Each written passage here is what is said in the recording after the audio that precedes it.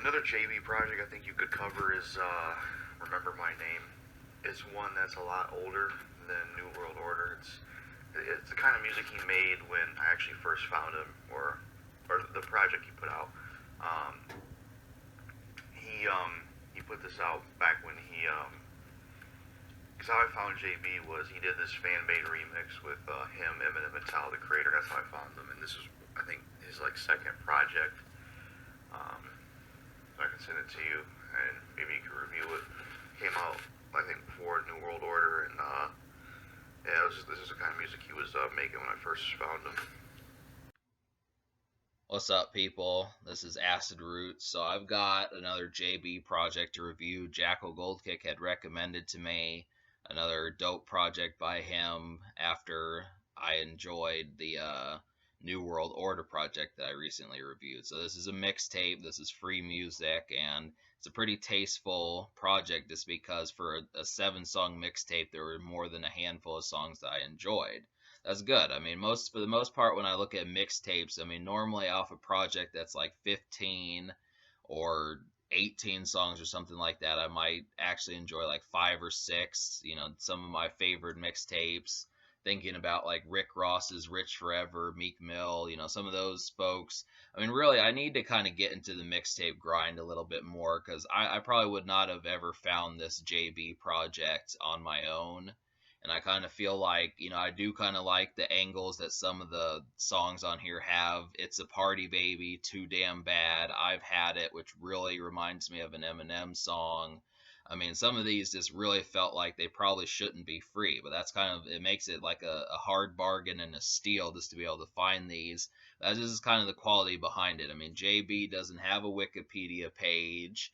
He is kind of like a miniature celebrity. The whole thing about it is that it's not exactly the simplest thing to, I mean, you have to look around a bit, and that's kind of the thing. I mean, sometimes I'm willing to do that, but other times I do like kind of hearing it through word of mouth, like I've done with Jackal Gold Kicks. That's just kind of the thing. You look at it and it's stellar. I mean, that's the thing about it. But so I mean, obviously the thing you have to pay attention to is just the promotion. Of course, is not, all the way up here. So that's the thing. So, but if you find it and you actually do find it, it's like, yeah, you kick yourself for not finding this sooner because this came out in 2013. So that's kind of the situation. But so yeah, so it's 7 songs, and basically, I'll just go ahead and, since I don't really know the singles and whether or not there were videos, I assume that like Remember My Name might have been the single, which is a pretty sick song. And I mean, it kind of reminded me of something Hobson or Tech N9ne would do, and that's kind of, I mean, he does like some rock tinged things. He kind of screams in some of these songs, like kind of like a rock screamer kind of thing. So there's some stuff in here that kind of doesn't seem like JB would kind of do that sort of stuff. But yeah, I did like the song Remember My Name, and there were some club tracks that actually felt like a pretty decent club affair. They felt like bops, and they could actually work pretty damn well. So It's a Party Baby was effective, and Too Damn Bad, those were both like outgoing and more songs, the kind of stuff I wish Eminem and Snoop Dogg would do more often, those type people. Tech N9ne even.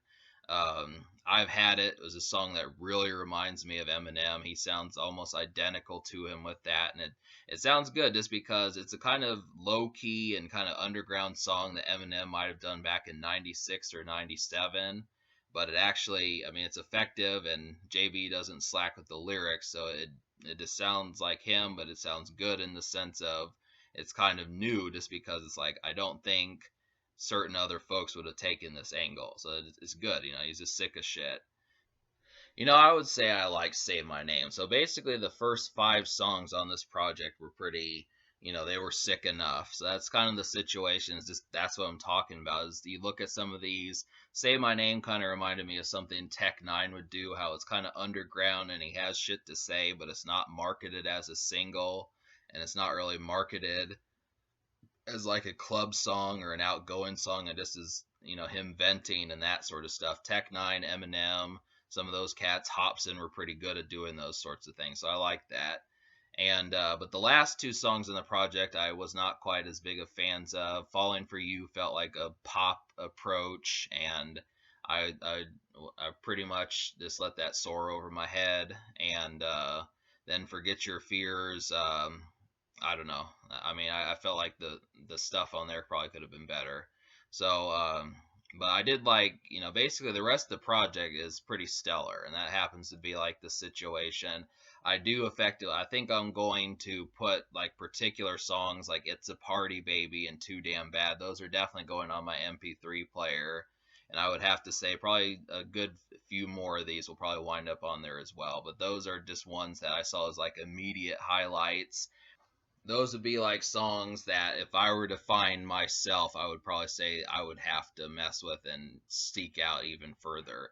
That just kind of happens to be the situation. So as a whole, this project happens to be a rather effective idealism, and the fact that it's free is the reason why I'm going to give it like an 8.5 out of 10. So I give this mixtape an 8.5 out of 10 because 5 out of 7. I mean, for the most part, if you're liking more than 60 or 70% of a mixtape, that definitely tells you that's a good thing. So that happens to be like this scenario, and that's it's simple enough to kind of do.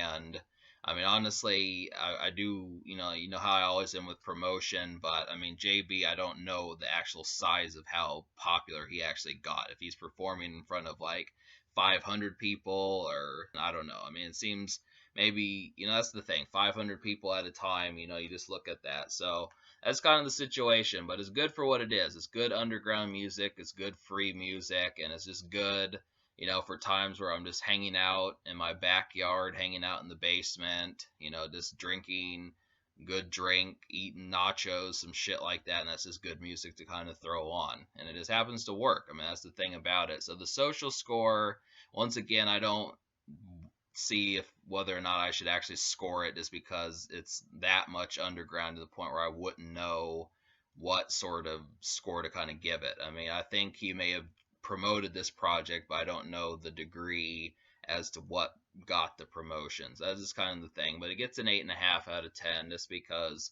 how compact it is and how many songs were actually effective. So that's just kind of the thing. So I mean, you're bound to find out of 7 more than a few that are probably worth kind of paying attention to. But there's club songs, there's kind of venting and personal songs that are not boring, and there's even like some rock based and kind of slightly this spooky kind of ghoulish almost, like Remember My Name and Forget Your Fears, that just kind of have a real dark feeling to them. So that's just kind of that's how that works. So another quick one.